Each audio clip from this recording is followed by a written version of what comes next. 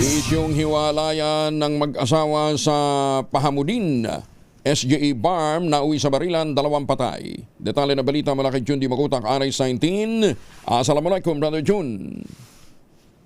Alaikum assalam, Brother Angel. Nauwi sa barilan ang isyong hiwalayan ng mag-asawa sa Barangay Patot, Pahamudin Special Geographic Area ng Bangsamoro Autonomous Region in Muslim Mindanao.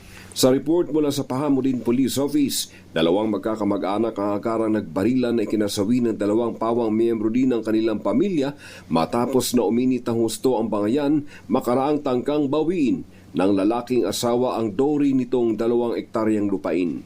Sa pahayag sa media ni Pahamudin Police Chief Captain Rafael Bataan, matagal na umanong mahidwaan ang 2 pamilyang ito. At mas lumala pa ang hindi pagkakaunawaan makaraang desidido ng makipaghiwalay ng babae sa lalaki at desidido na rin bawiin ng lalaki ang dowry nitong lupa.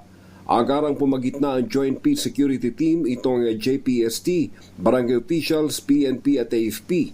Pinayuhan ang 2 panig na kumalma sa layuning hindi na umabot pa sa mas malalang sitwasyon ang insidente, lalo pat 2 ang namatay na pareho din nilang kamag-anak.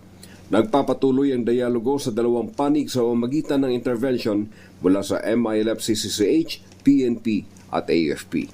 Mula sa Central Mindanao, RH19, Jun Di Makutak, DZRH, una sa Pilipinas, una sa Pilipino. Sukran, Jun. Maraming